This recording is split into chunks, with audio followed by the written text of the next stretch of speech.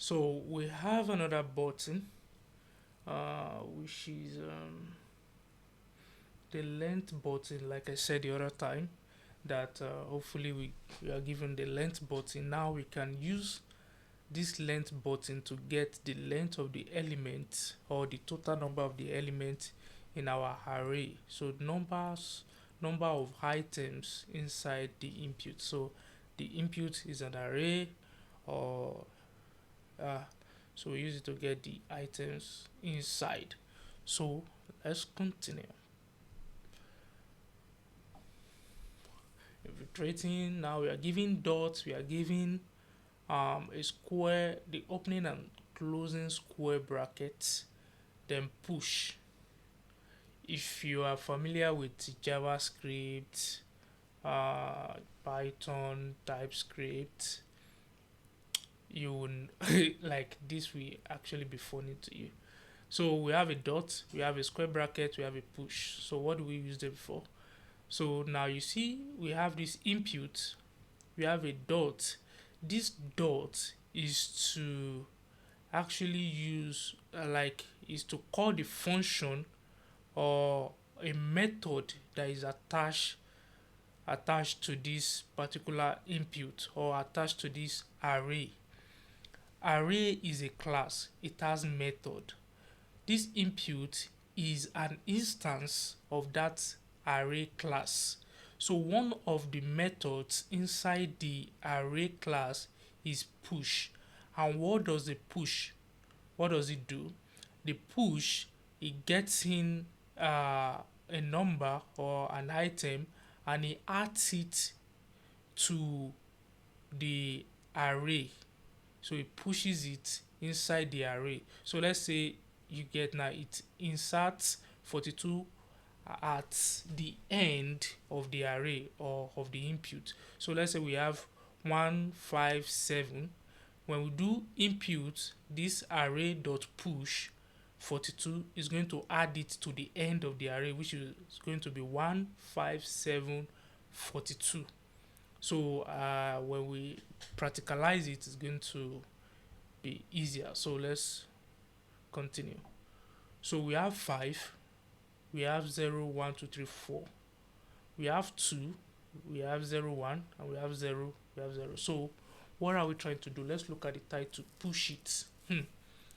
At this point now, the title doesn't, say much. It's just saying push it. That means we are pushing something. What are we pushing? So this is our pattern. We have 5, we have 0, 1, 2, 3, 4. That means we are pushing from 0 to the number less than our input into an array. Same as this second pattern, we have 2, so we are pushing from 0 till number that is less than 2, which is 1. This last one, which is 0, we are pushing from 0 to number that is less than 0. So that means we are not pushing anything, because 0 is not less than 0, 0 equals to 0. So since we know what this pattern is asking us to do, let's see how we write the code. Start. So what we are going to do here, what are we going to do here? So let's say, what are we going to do? The first thing that comes to mind is an array is needed. The second thing is we are pushing something. So we are pushing something into the array. And the third thing that comes to an experienced developer's mind is that we are running a loop, because this is 5, this is 0 to 4. That means we are looping, we are running from 0 to 4, which is less than 5. So what do we do here? Let's declare variables first. I love declaring variable. So let's declare variable a equals 0. That's the first thing. Then let's run from a to our input.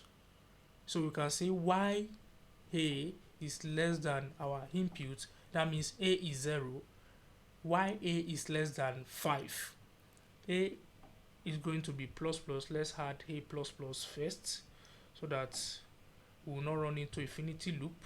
So from this point Let's do an enter, go back to the top. Now let's put our function, our line of code here. What are we trying to do?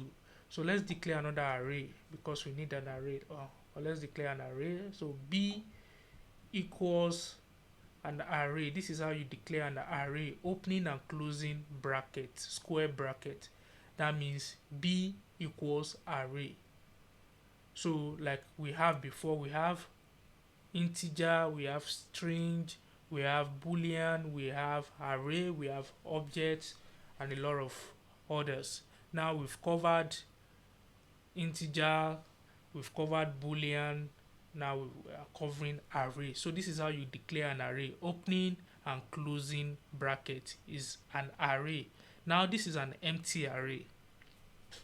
So it's an empty array, we have to push inside it. Remember our title, push it. So we have to push inside our empty array. So while a is less than b input, let's push a inside b. So we say b, you see we have our dot, then we have our push. You see now we have length and push. These are the two methods inside our array presently.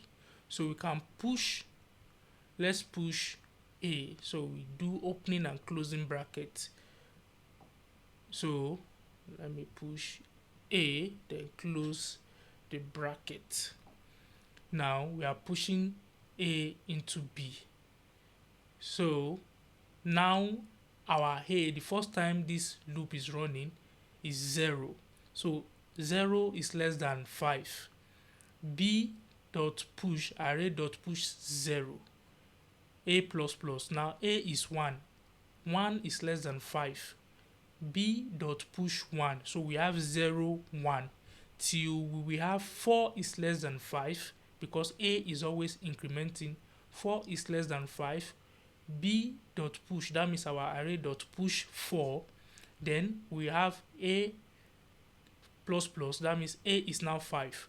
5 is less than 5, is not going to, 5 is not less than 5, so this loop is not going to run. So it's going to jump to the next line of code. So what will be in our next line of code now will be our output. What are we returning? We are returning b, because b is our array and our goal is to return an array. So let me return an array, and what is our array? Our array is b. So you see now our arc is successful. Let's look at our code and see what we've done. We declare variable a as 0, we declare b as an array. So we loop through a by giving the condition that while a is less than input, that means while whatever a is less than our input, in this scenario 5. So let's look at others. 2 in this scenario is 2. We declare our array b, then we start pushing into it. We are pushing object into it, and we are incrementing a so that we will not fall into infinity loop, and at the same time we are running the loop.